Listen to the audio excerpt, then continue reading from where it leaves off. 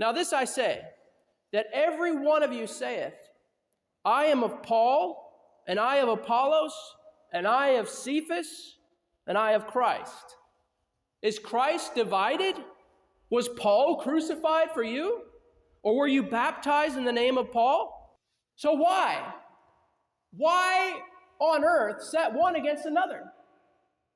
If they're all preaching the same gospel, if they're all God's blessing to the church, why set one against another? Why have this division in the church? No doubt many of you are familiar with the golden calf incident. When God brought Israel out of the land of Egypt, he brought them to Mount Sinai in the wilderness to give them his covenant, to make a covenant with his people. When the people saw that Moses delayed to come down out of the mount, the people gathered themselves together unto Aaron and said unto him, Up, make us gods which shall go before us.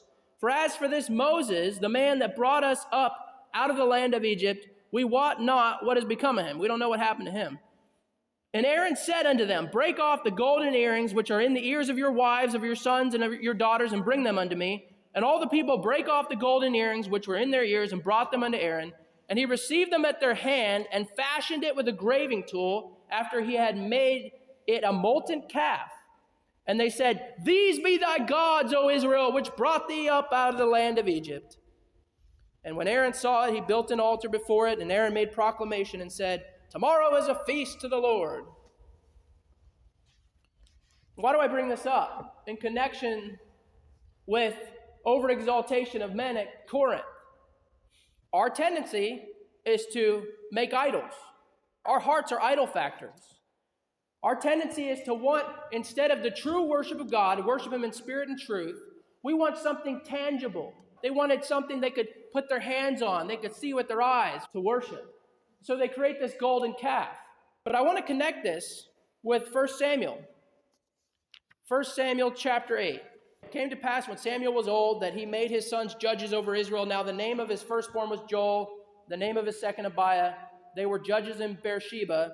And his sons walked not in his ways, but turned aside after lucre, after money. They took bribes and perverted judgment. Then all the elders of Israel gathered themselves together and came to Samuel unto Ramah and said unto him, Behold, thou art old, and thy sons walk not in thy ways.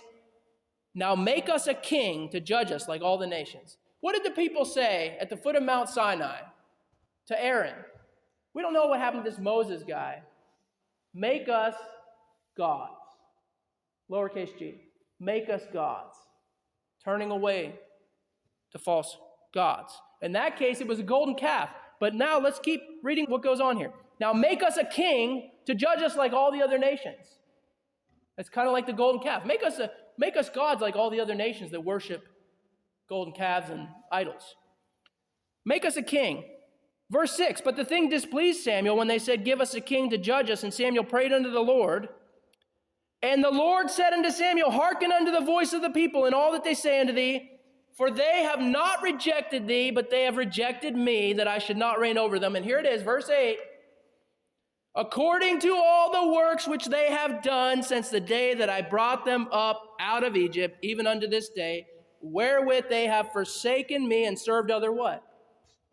Served other gods. Wait a minute, I don't see any golden calves in this passage in 1 Samuel 8.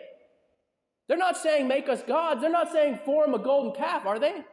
Why is God saying this is the same old sin they've all, ever since I brought them out of Egypt, turning away to false gods? Because they were going to make a god, a false god, out of a man. They said, Give us a king like the other nations. And they served other gods. So do they also unto thee.